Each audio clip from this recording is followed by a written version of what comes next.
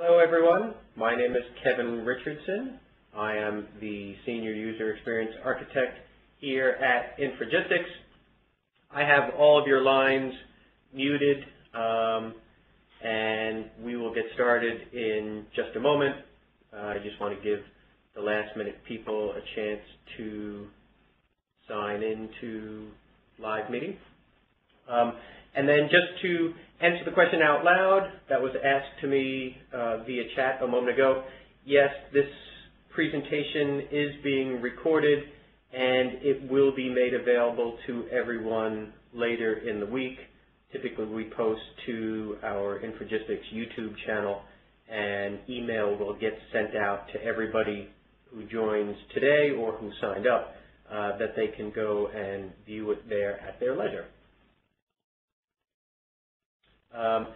As we're waiting, please feel free to chat questions to me.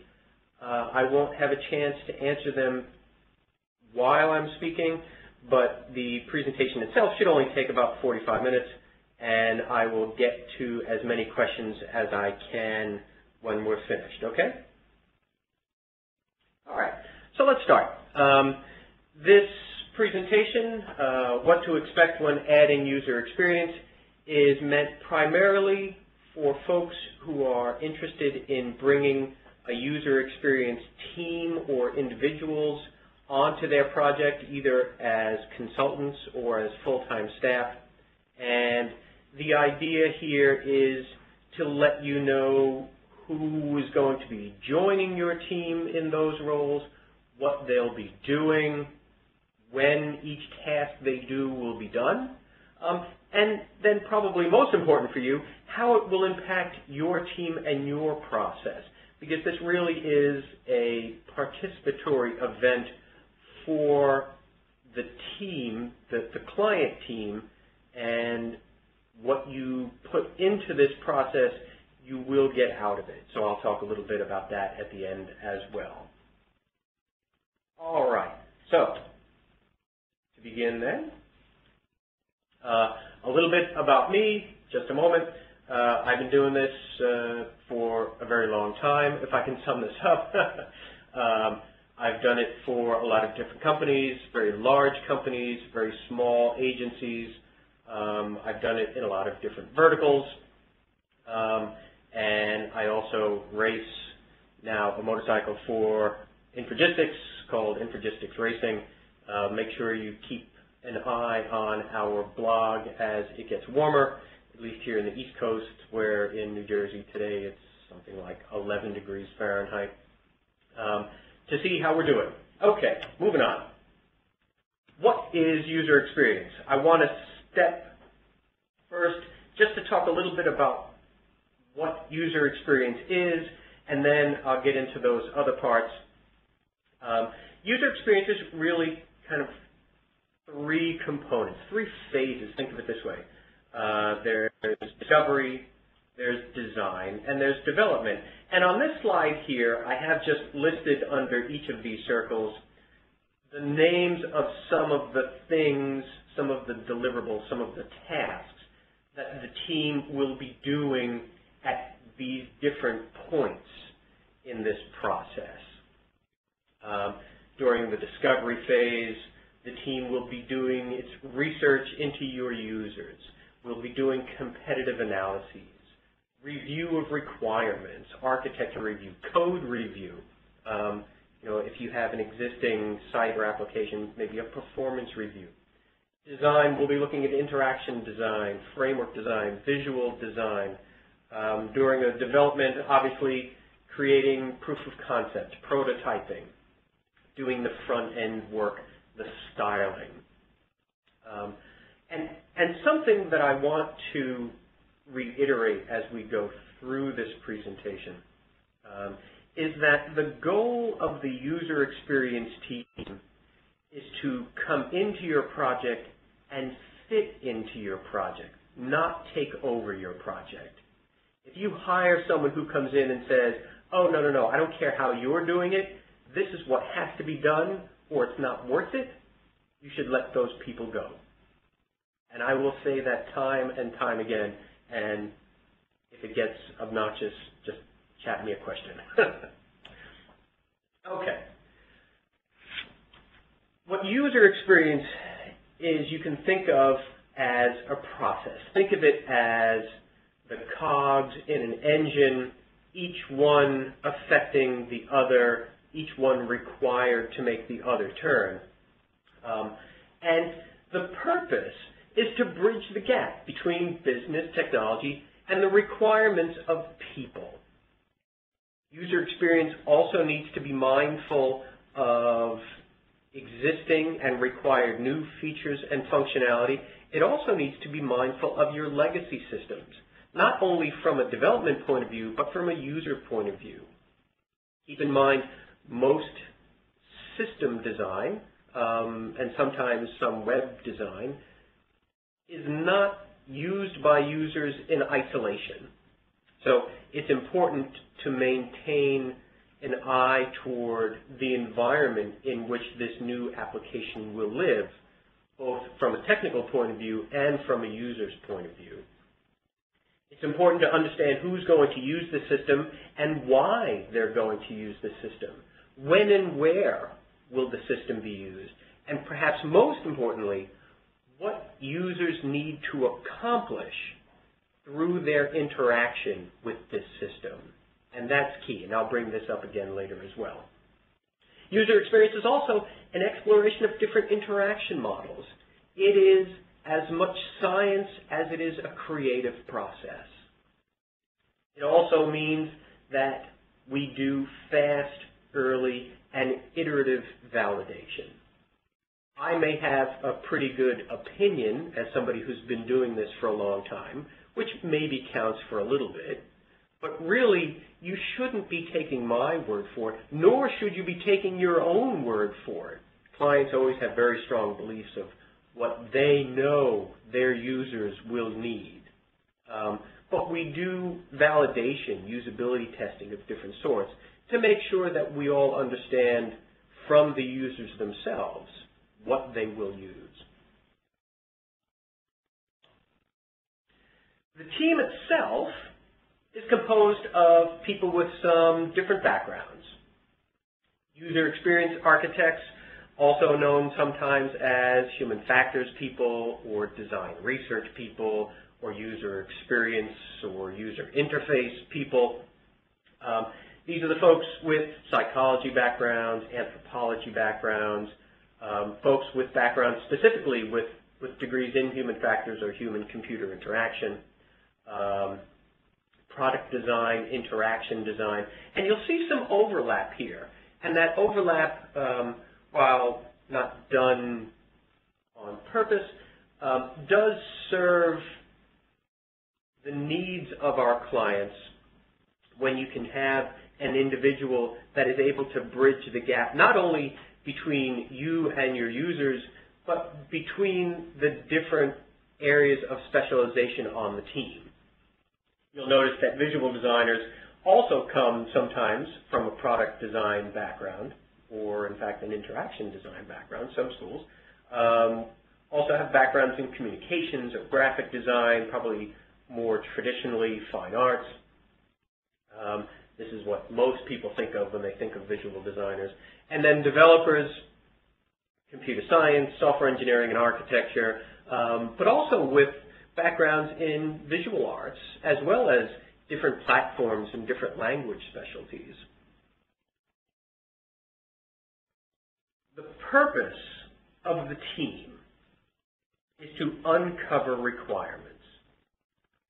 Once we know what the system needs to allow people to accomplish, the team then moves to visualizing alternatives. There are lots of ways to create a screen or an interaction that will let people accomplish a certain thing. Our job is to explore those options and to find the best alternative.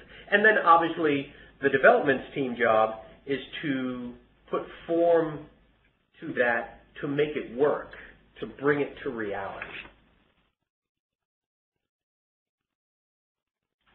All right. We do a fair number of things. there are a lot of activities at a high level that I'm going to go through here. Requirements gathering, solutions modeling, testing, refining, copywriting, which most people forget about, but which is an extremely important thing, especially if you get it wrong. Visual styling and development. And I first want to show you an overarching diagram of a project. Let's just look at the top here, where in the colored bars we see discover, design, validation, and develop up at the top there. And I put in here a couple of tiny little screenshots to give you some idea of what we're doing as a user experience team during these points in time. During the discover phase, obviously, we're out there collecting information. What requirements does the business have? It needs to live on this sort of platform going forward. It needs to incorporate the functionality of these two applications. Or we've decided we're selling this product. Or we want to focus on these areas. We also go and collect information about our users. Who's going to use this? Well, it's going to be this sort of demographic, or it's going to be stock traders of a certain variety. We need to understand how these people work, the environment in which they work, the way in which the application that we're going to be designing will be used in conjunction with other applications. What are the current set of mental models that your users have for the way in which this application or this website should work? Right? Once we have an understanding of those things, then we can move into design. We start out with high-level design. These are sketches, ideas of how things could be laid out.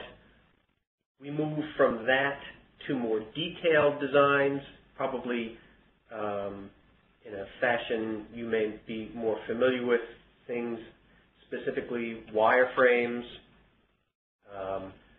We can look at early screen designs, mock-ups maybe from Photoshop. From there, we are usually looking at user testing. User testing comes in a variety of flavors. I'll talk about these things in a little bit of detail. Hopefully, some of you on my call today were part of Tobias Kamishti's call yesterday, in which he went into great detail about user testing. But here, think of this as we want to make sure that all of our good decisions and best intentions are meeting the needs of the people who have to use this. And then from there, development. Now, look down at the bottom of this screen here. Down at the bottom where we have these kind of waves running through. And this, probably more than the top, is the most important thing I want to describe here.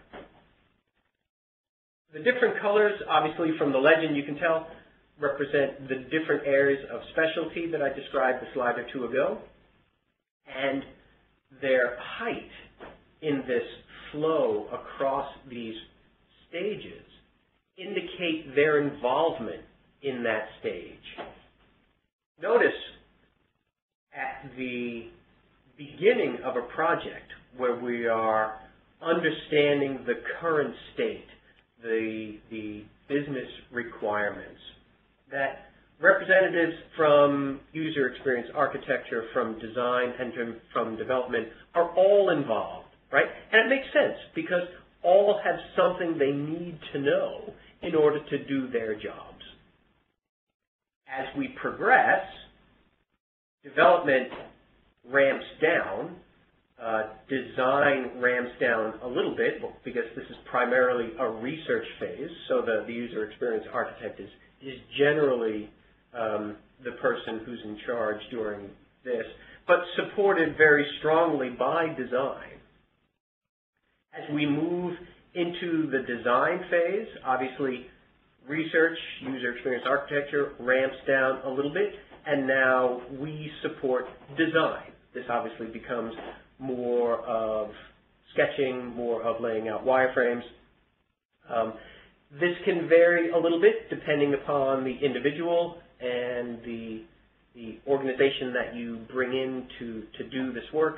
Sometimes it's designers who are creating the wireframes. Sometimes it's the researcher who's creating wireframes. It can depend largely on the skill set of the individuals. And as you notice, you can see that development has ramped back up a bit. Why? Because they need to be involved as sketching begins, as we start going, oh, you know, this might be a useful interaction model to use to address this issue. They need to be aware that these things are being considered so that they can start planning what it's going to take in terms of time and cost to bring these things to life. As we move into validation, into usability testing, this comes back to the responsibility of the usability architect. The designer now supports them as we take care of the mechanics of testing. As we move into making changes and we get to the point of development, then obviously user experience can ramp down. Design and development are working more or less hand in hand so that they can bring this thing to life. Okay. I will spend a little bit of time on each of those activities and just give you a little bit more detail about each one. For requirements gathering, it's important to know what it is we're trying to get. Most people think of requirements gathering as you walk around and you ask users what they want. Well, that's part of it. We need to know, what the business wants to achieve. We need to know what users want, because users can tell us, oh, this thing that we're using today, oh, this is terrible, it's so slow, it needs to be faster. But one of the main goals of the information architect, of the research person, is to observe workflow, environment, equipment, training, the organization, even down to the level of how many monitors are you using? What other programs do you have open when you're doing this task that I am most concerned about? We're going to document your tasks. What processes do you follow? I'm going to ask you to explain how I achieve something step by step. What is your goal to doing this? Is your goal to doing this part of this process simply to get it done because it can't be something that's done later, or I have to get it done before the system times out, or I always need to get it done to put it in a report for my boss by 11 o'clock? We need to know not only what you want, but what you need. And sometimes users aren't able to tell us what they need very well. However, a good user experience architect, a good research person, is able to infer a user's needs and then coordinate them with what they say they want. And really, the end of the requirements stage is that analysis process where we take the business requirements, we take what users have told us, we take what we have learned through our observation of users and our questioning of users, and coordinate them into what you oftentimes hear as requirements. But really, if you want to make that distinction between requirements and, say, more formal business requirements or software requirements, these become more like objectives. What does the person need to be able to do at this point in this process with this software?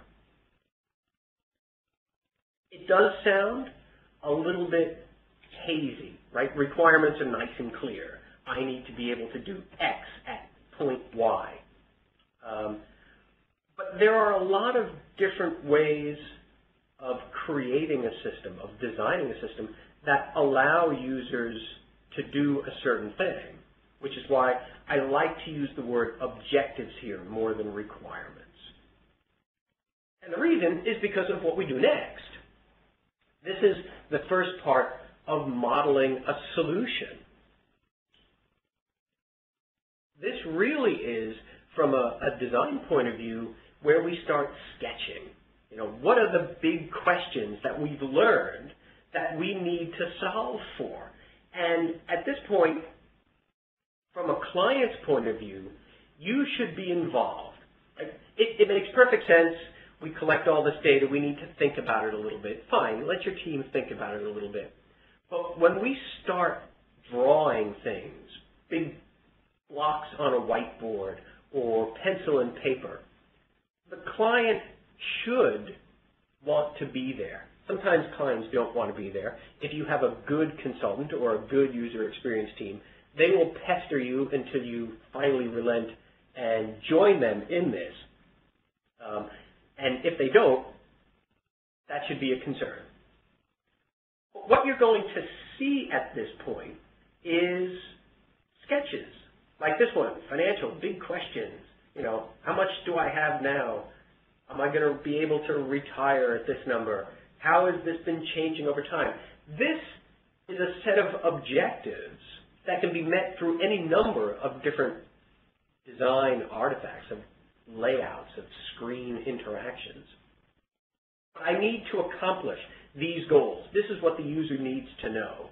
And we can talk about things at this level. We can talk about maybe some quick sketches that put it in the context of the user's device. You know, maybe we're talking about an iPhone here.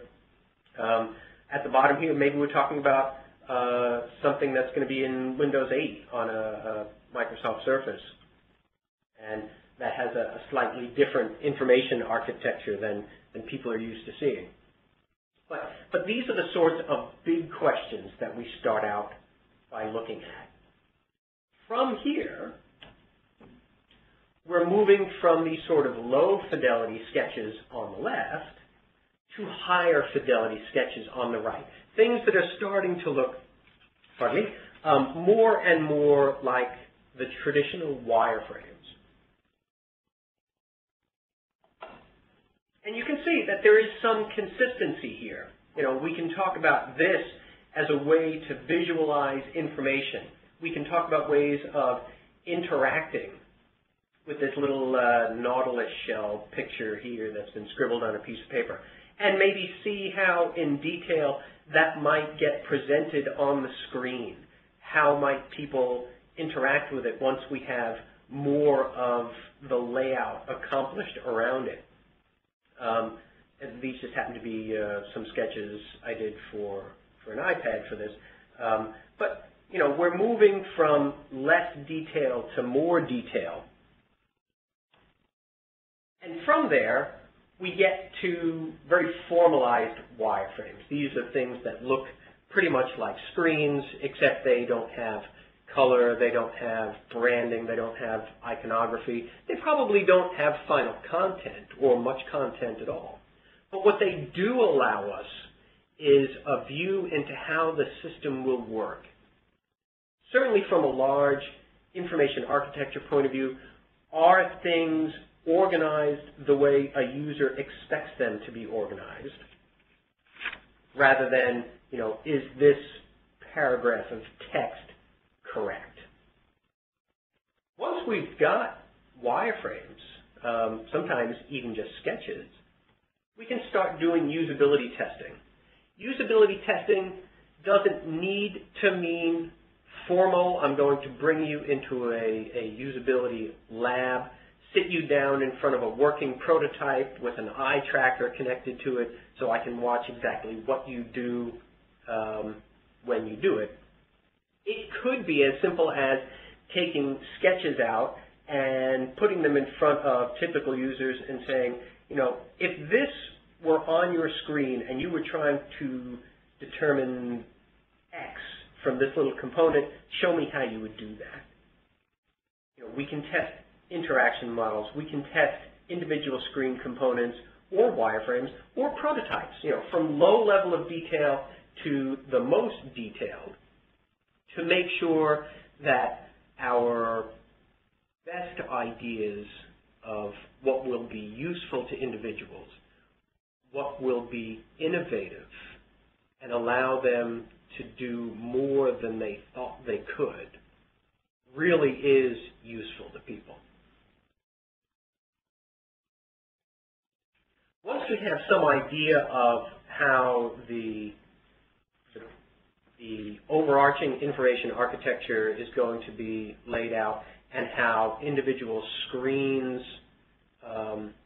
will be organized, we can start laying out copy needs. I'm not going to spend a ton of time. There's probably, well, in fact, there is enough information about copywriting for the web, copywriting for software applications, that it could take up a whole other 45 minutes.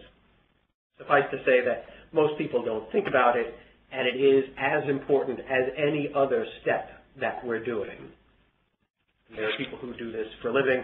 They're very good at it, and you know, Infragistics or other companies can do this work as well. Once we have interaction models, once we have screens that we're satisfied, we know that people will use because we've tested it, then we can look at visual styling. And here, this is not simply making the thing that we've created look pretty. Designers have been involved, remember, all through this. And at this point, not only is it a matter of making it look professional, of applying branding guidelines, creating iconography, whatever is necessary, but the design can influence the usability of this thing, pardon me, in ways that are not able to be shown when we are testing wireframes. We can emphasize certain areas over other. We can show, in the case of this right-hand screen here, very clearly using color as well as subtext, where a system might have a problem. So visual styling, you can think of as the last part of the more formal design process before we get to the development process. And here, we're able to provide the development team not only with a set of requirements, because from detailed screen design, detailed requirements can be written. Not only can we provide them with important requirements around the visual architecture of the site, but we are providing the development team with screens that show what those requirements look like when they're put into practice. And this allows the development team to focus on what they do best, which is development. So let's talk a little bit about development, because typically when we talk about user experience, we kind of stop at development, and there really is a role for user experience in the software development process. It seems natural to people, at least nowadays, that user experience is a good thing for being prepared to start coding. But I want to make the argument that there is a role for user experience to improving the development process itself. And I'll just touch briefly on Waterfall, Agile, and what that means with user experience. This is just a prototypical worst-case scenario. You can decide for yourself whether this describes the way your company or you personally currently work. But in my experience, this has not been uncommon. If we want to develop a new application, somebody goes out and makes a list, right? We have new features, we've got functional updates, we have these nice-to-have components. Somebody, a business analyst maybe, has gone out into the business and and come up with this entire list. Now we've got this big, huge document that says the new piece of software that your development team is going to build will do this, and they lay this tone down on the desk in front of you, and that's what you work from. You now have these requirements. The development team is put under an unfair burden because it's now left to development to coordinate these requirements, to have them make sense. And development needs to use their best judgment to design and code somehow a usable, unified system that meets all of these requirements, because that's what they're going to be judged by. And the problem here is that design isn't finished until the development is finished. And in fact, design hasn't started until development starts. And that's a very difficult thing to do. I just want to spend a moment here on what I call the Harry Potter effect. Tell me if what I just described as software hasn't happened to you all the time throughout your lives. In this case, I have a couple of kids. They're older now in college, but they were the perfect age when the Harry Potter books came out. They read them cover to cover. They would stay up all night. It was crazy. These things are like 600-700 pages long. And by the time the first film came out, the first 3 books had come out. And people went nuts for the movies, my kids no exception. And we had to see this movie. There was never any option. And we went, and, between the cost of the tickets and the cost of the popcorn and the candy and the soda, this evening probably cost like $50, $60+ dollars.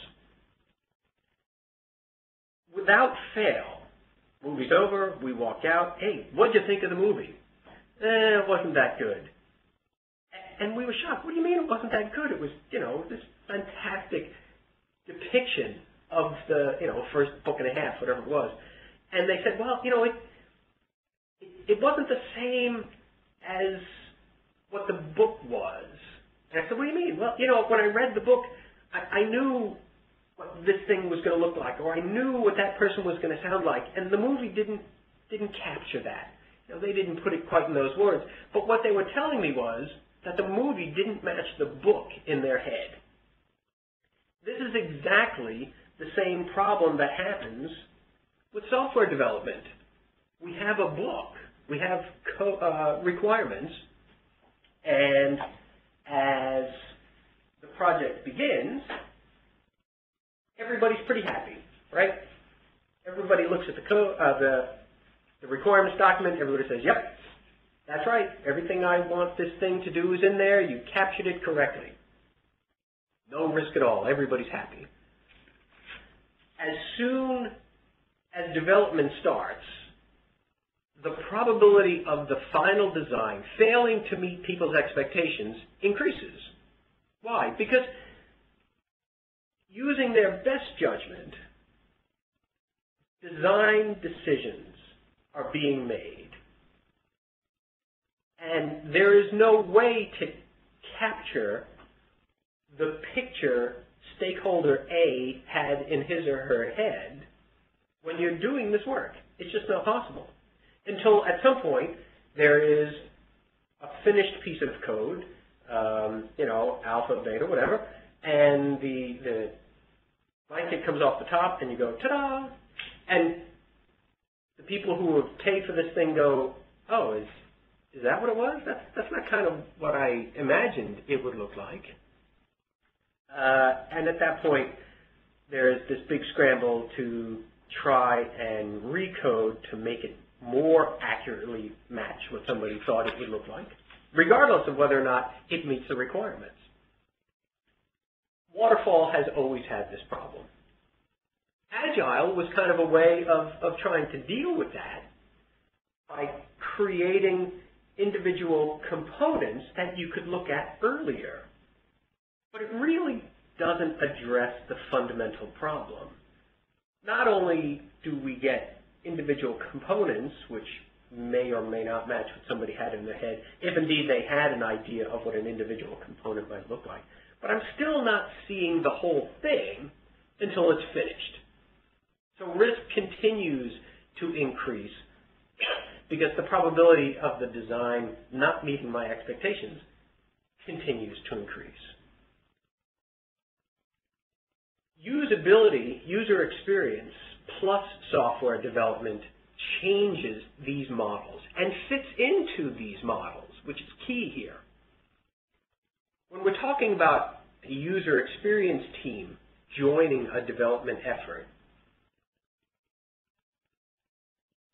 we are doing our research up front, not only with users, but with the client stakeholders as well. We coordinate those, and we're able to create fast and inexpensive mock-ups. We're able to explore different solutions, put it on pieces of paper, put it on the screen, test it, and get team consensus that says, yes, these are the things we all agree the new system needs to do. That's good. We all agree, yes, after seeing usability testing data, that these pictures, which are instantiations of our requirements and our objectives, that this is what the system should look like when it's finished. This is how the system should act when it's finished. And at that point, we have decreased the risk because now everybody knows exactly what it's supposed to do, how it's supposed to act, and development can focus on the code matching the requirements and the screens to create this new reality. So here's just a picture of how I envision that same line of risk in a process where we are following a user experience process, a design process, where we are doing all of our work, in this case, up front to development, although I'm certainly willing and happy to take questions about how we can insert parts of user experience if it's not the best case scenario sitting here. There are certainly ways to include aspects of what I have just described into projects that have already begun, into Agile. We can talk about, sprint zeros and things like that. I'm happy to do that. But on this screen, you can see how by starting out from a design point of view, we're able to decrease risk over time. Until we start code, there's always a little bit of risk because there's always some things that are designed that become difficult for any number of reasons to fully develop. But we've lowered it overall. And by lowering risk, you lower the need to recode parts of a system, which decreases time and cost as well. So what does this mean to you, the client team? I've broken this out by our 3 phases from the beginning, just to bring things back a little bit. During discovery, this is when we're collecting our requirements, we're doing our interviews, perhaps we're doing our observations. For stakeholder interviews, these are typically done on-site, so project stakeholders should expect to meet with the user experience team. Their job is to provide and agree on business goals and requirements, project roles, kind of the logistics of the project as well. I have seen this happen in one of 2 different ways. For teams that get along well or are not very large, this can be accomplished in a single 4-hour meeting. The user experience team and the client team get together. It's not rocket science to go through the process of eliciting these requirements. There's a lot of pre-work that companies can and typically do to have information ready for the user experience team.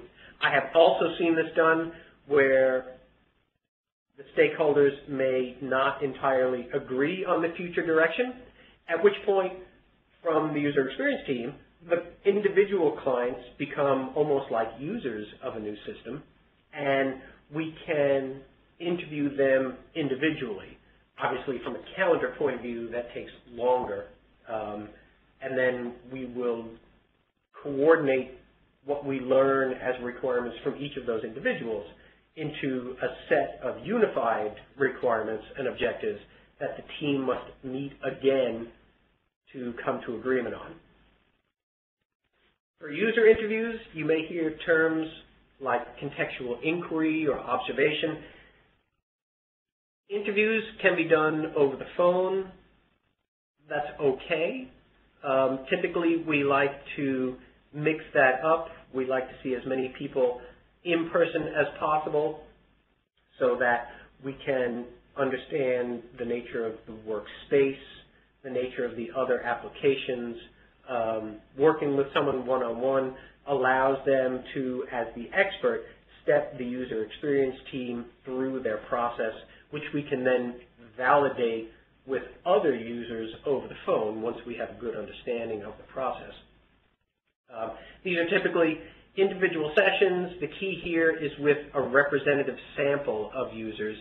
Experts and novices is one good way.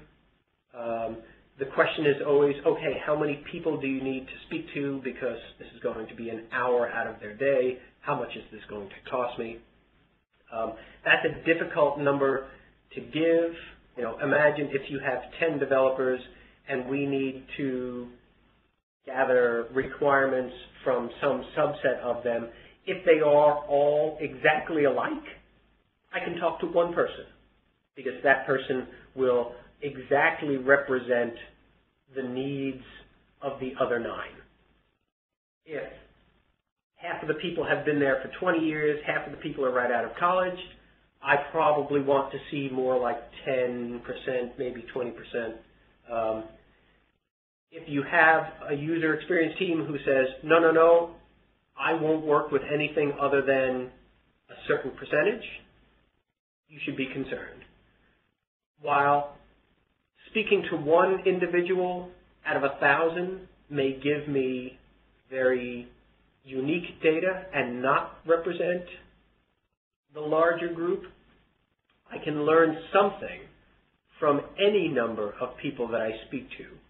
It may come to the point where the number is so small that I will tell you that I'm not very confident in this information, but we can always fit in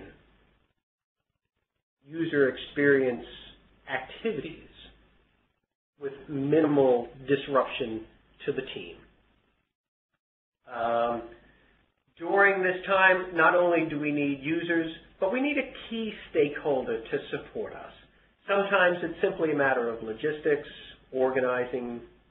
Sometimes it's a matter of being with the team so that they can help translate maybe some of the more technical jargon that might be specific to the field that the team may not yet understand. Design reviews, code reviews, these are typically done off-site. That requires key stakeholders to support those 2 different teams. We might be looking at brand guidelines or software architecture requirements. When we get to the more design phase, where we're exploring design alternatives, where we start doing usability testing, here we're going to need stakeholders to be involved. Remember I said the more the team can be involved, the better it is. We're going to need access to key users. These can be people that we've interviewed before. This can be done on-site. It can be done remote, depending on what sort of validation or what sort of information we're trying to validate. Once we create detailed wireframes, these will need to be reviewed by the stakeholders. The development teams, both from the user experience point of view and from the client point of view, are going to need to be involved in this as we start finalizing time and effort so that they know what's coming. For usability testing, more formal usability testing, We can do this on-site. We can do this remote. There are advantages and disadvantages to both. Sometimes logistically, one is more viable than the other. But either way we go, it requires more time from users, typically on the order of 30 to 60 minutes to do what we need. And then once we get to the point where we're into development, we need to have people involved in copy. Typically, this is a larger portion on the client side with guidance from the user experience side, but I have seen this work the opposite. And then development, obviously we have the user experience team developing, we have the client developers, and they need to work together depending on the division of labor. In the more stereotypical where the user experience team is developing the front end, there needs to be a fair amount of coordination as the middleware gets developed to determine who's going to do what, and then make sure that that works well with the back end, which is typically more on the client side. So, why is this worth it, you ask? Hopefully I've answered that question, but if I haven't, the reason it's worth it is because following this process allows you to create a piece of software, a website, an application, a portal, a dashboard, it doesn't matter. But it allows you to create something which is not only usable, right? Believe it or not, usable is easy. What's not easy is something that is both innovative and perhaps intuitive.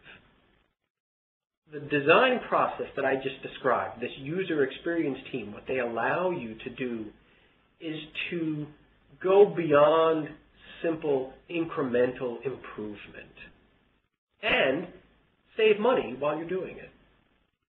And what I've shown here is simply a user experience team that coordinates from the business point of view, from the technology point of view, and from the user point of view to create an application that makes for a happy user. And that is the last slide that I have for you this morning. I'm open to questions now. Let me see what we have. Let me see, I have 4, so I'll just take them from the beginning. The first question, is the screen supposed to be in a scroll window even in full screen mode? I think that has to do with the software we're using here for the webinar. And I don't quite know the answer. Second one, how does low fidelity, higher fidelity wireframe work if we want to use Balsamiq to mock up quick screen layouts? As in some cases, we don't have the IAs who would do this. Low fidelity doesn't mean necessarily pencil and paper, although for me that's the way I think of it.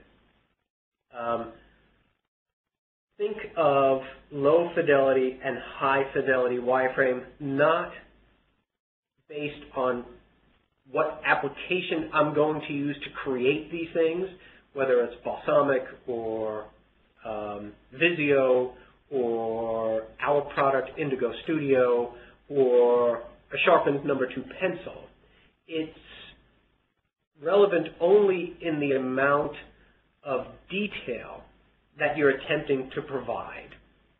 I can create in Visio or Balsamiq big squares that say, I want to know how much money I have, how I'm doing toward, getting to my goals, and how my 401k is performing relative to the market in general.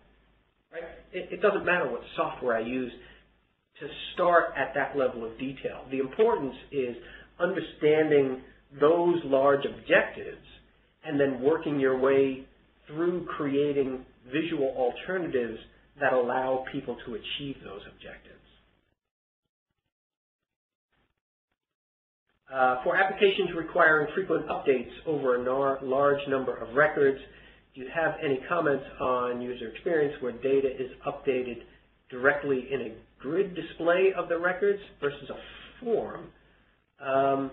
This comes from Bill. Bill, I don't know that I have a detailed answer for you right now, but if you send me an email, in fact, this is open to anybody, krichardson@infragistics.com. I'm more than happy to discuss with you specifics, if you have something specific in mind. Another question, when we are using agile development process, how and where do we fit UX in an interaction? This is a perfect question. Thank you, Chendal. Agile allows for user experience in a couple of different ways. Obviously, if you have an understanding of what the completed application will look and act like before you begin your first sprint, the better off you are. If I have a set of requirements and I know here's the system, I can lay out, the information architecture, I know these screens, this part, this detail is here. That allows me to know exactly when I do my sprints which parts I'm going to create, which parts I'm going to leave for later, and how they fit into the larger whole, because we've now already agreed on what that larger whole looks like. I understand that that's not always possible. So it has been useful, in my experience, to incorporate a period of time before each sprint to do the user research necessary to support that.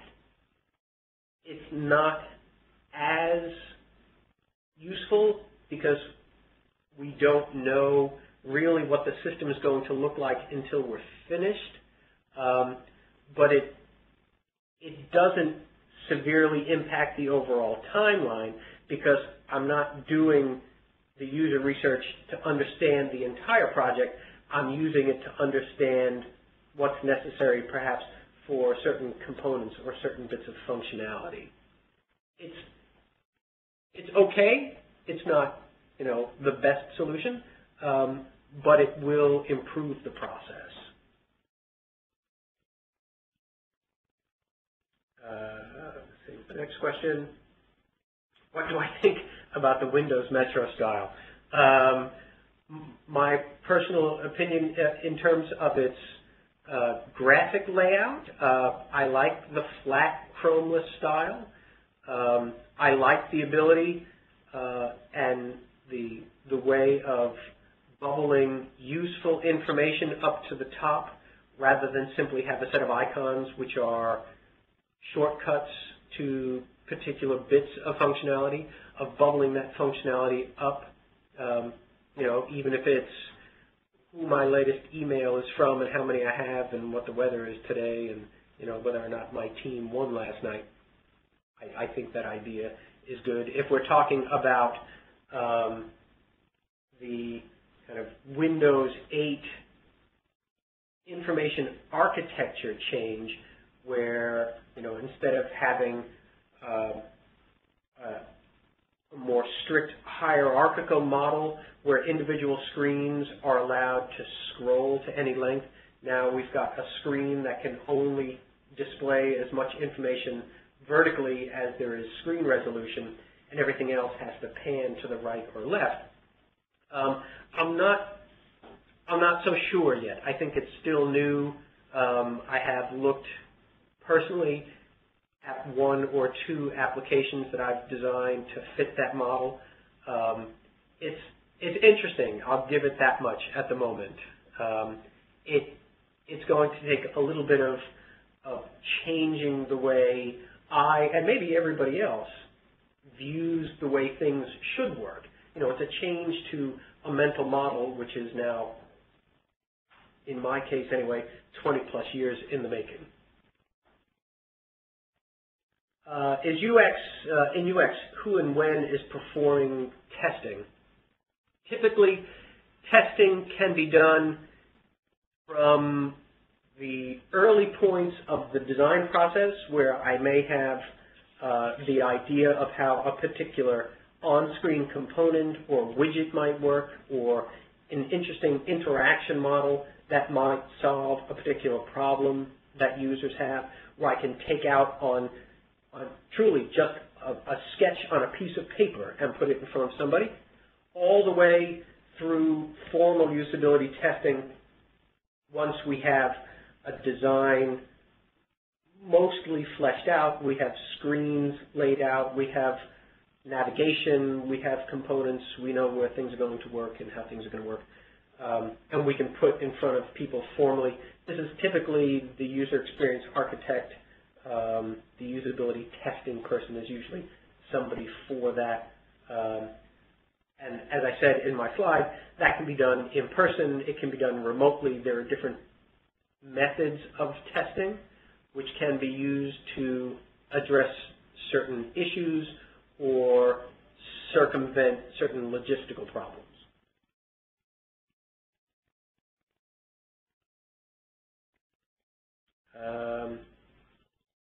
All right, I think we are pretty much done. I mentioned before that the session was recorded. It will be made available later in the week. You will get email from Infragistics letting you know that it's available. It'll provide a link to the Infragistics YouTube site, and you can access it there, and it will be just about an hour. Thank you very much, and as always, you are welcome to email me. I'm more than happy to talk about anything that you might like to talk about. Thanks very much, and have a nice day, everyone. The chairperson has disconnected. The conference will now end.